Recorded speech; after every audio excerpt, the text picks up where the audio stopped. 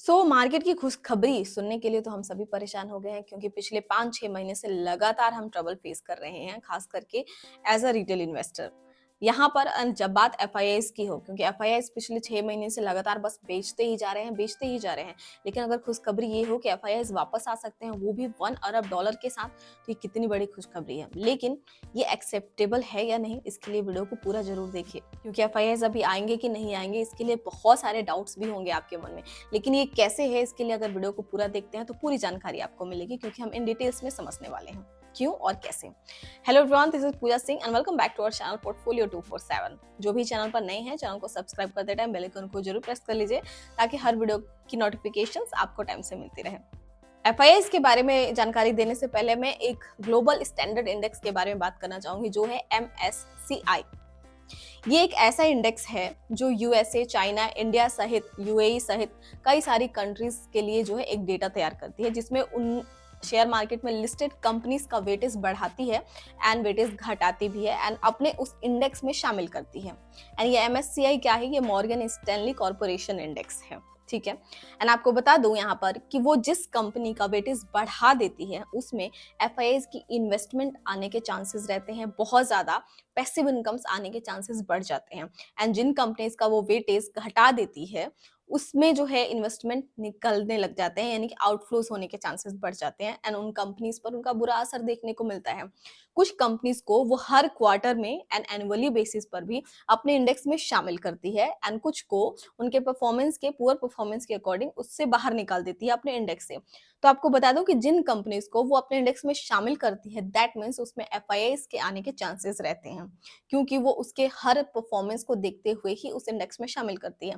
And जिस company को अपने उस इंडेक्स से बाहर निकाल देती है, समझिए कि उसका जो है बुरा दिन चालू हो गया है।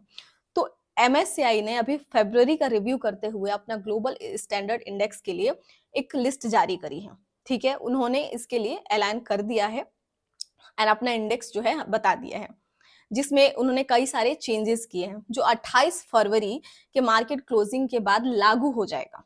तो चलिए जानते हैं इसके बारे में कि उन्होंने कौन कौन सी इंडियन कंपनीज का वेटेज बढ़ाया है एंड किस किस को इंडेक्स से बाहर निकाला है, जिससे कि आपको बहुत ही अच्छी खासी जानकारी मिलेगी। खास करके ध्यान दीजिएगा, आपको देखना ये जरूरी है कि वेटेज बढ़ने वाले स्टॉक्स आपके पोर्टफोलियो में है या नहीं, जिनका वेटेज घटा है वो आपके पोर्टफोलियो में है या नहीं, क्योंकि इन दोनों का असर काफी पड़ने वाला है। लेकिन उससे पहले मैं आपको कुछ एग्जाम्पल देती हूँ। अब अगर आपके मन में ये डाउट है कि MSCI के ग्लोबल स्टैंडर्ड इंडेक्स में शामिल होने से क्या इम्पैक्ट पड़ता है, तो मैं एक एग्जाम्पल देना चाहती हूँ सुजलॉन एनर्जी को लेकर। सुजलॉन एनर्जी चैलेंजेस फेस कर रहा था, तब उस टाइम जो है MSCI ग्लोबल इंडेक्स में उसको शामिल किया गया, क्योंकि सुजलॉन ने अपने जो है डेट लगातार कम किए एंड उस टाइम आदित्य बिरला ग्रुप ने 2000 करोड़ का आई थिंक इन्वेस्टमेंट भी किया था, तो उसको MSCI ने अपने ग्लोबल इंडेक्स में शामिल कर लिया था एंड उसने 100% प्लस का राइज भी दिखाया। तो आई थिंक ये सिर्फ एक एग्जाम्पल है एंड ऐसे बहुत सारे एग्जाम्पल है कि उसके चेंजेस से बहुत इंपैक्ट पड़ते हैं। एंड अगर उसने किसी कंपनी को इंडेक्स से बाहर निकाल दिया, तो वो उतने परसेंट का फॉल भी दिखा सकते हैं। क्लियर है? तो अब चलिए, अभी रिसेंटली MSCI अपने इंडेक्स में जो है USA, China, India and UAE सहित कुछ कंट्रीज में इसने जो है ग्लोबल स्मॉल इंडेक्स में 193 प्लस एडिंग करी है सिक्योरिटीज एंड 297 घटा दिया है, अपने इंडेक्स से बाहर कर दिया है। वहीं ग्लोबल इन्वेस्टेबल मार्केट इंडेक्स की बात करें तो 124 प्लस उसने एडिंग करी है सिक्योरिटीज एंड 312 हटा दिए हैं।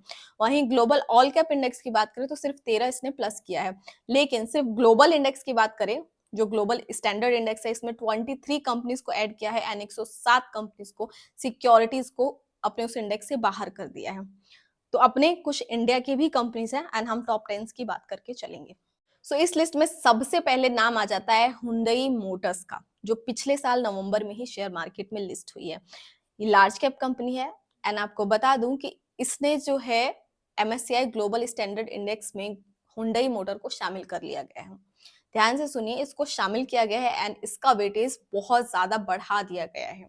एक और बात, अपने इंडियन शेयर मार्केट से लार्ज कैप में जाने वाली ये पहली कंपनी है जिसका वेटेज इतना ज्यादा बढ़ाया गया है। एंड सबसे इंपॉर्टेंट पॉइंट कि इस बार के इंडेक्स में लार्ज कैप पर ही फोकस किया गया है, यानी कि सिर्फ लार्ज कैप कंपनीज के ही वेटेज बढ़ाए गए हैं। जरा ध्यान से सुनिए, क्योंकि लार्ज कैप अट्रैक्टिव वैल्यूएशंस पर हमें नजर आ रहे हैं, उनमें प्राइसेस ड्रॉप है एंड जो स्ट्रॉन्ग परफॉर्मेंस दे सकते हैं उनको जो है इसमें एडिंग करी गई है, उनके वेटेज बढ़ाए गए हैं इस इंडेक्स में।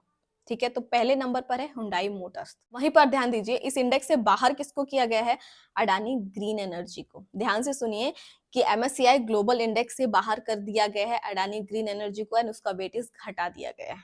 तो इसका क्या असर पड़ेगा दोनों पर, समझ चुके होंगे आप। अब चलिए हम बात करते हैं उन टॉप 10 कंपनीज के जिनके वेटेज बढ़ाए गए हैं एंड जिन्हें इस ग्लोबल इंडेक्स में शामिल किया गया है। सो यहाँ पर वेटेज इंक्रीज में आ जाता है इंडसइंड बैंक, जोमेटो, वरुण बेवरेजेस, अपना लिस्ट जरूर चेकआउट कर लीजिए, मैनकाइंड फार्मा, पीबी फिनटेक, अडानी एंटरप्राइजेस, वोल्टास, टोरेंट फार्मा, डिक्सॉन टेक्नोलॉजी। हुंडई मोटर्स को लेकर ये टोटल 10 कंपनीज हैं, टॉप 10, जिनके वेटेज इंक्रीज किए गए हैं इस MSCI ग्लोबल स्टैंडर्ड इंडेक्स में।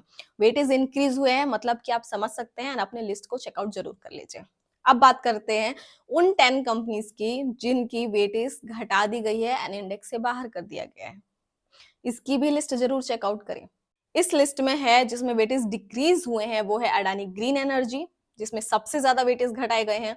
इसके बाद आ जाता है Reliance Industry, HDFC Bank, Infosys, ICICI Bank, Bharti Airtel, TCS, Mahindra and Mahindra, L&T Larsen and Toubro and Axis Bank. ये वो 10 कंपनीज है जिनकी वेटेज घटा दी गई है एंड इसको उस ग्लोबल स्टैंडर्ड इंडेक्स से बाहर कर दिया गया है। तो दोनों ही लिस्ट जरूर चेकआउट करें एंड ये जरूर चेकआउट करें कि आपके पास कौन से हैं ना। एक और चीज, इस फेरबदल में HDFC बैंक का वेटेज बढ़ गया है इन बाकी की कंपनीज में, उसके बाद same as Reliance, Infosys and Bharti Airtel, इस तरीके से इनके नंबर्स आए हैं।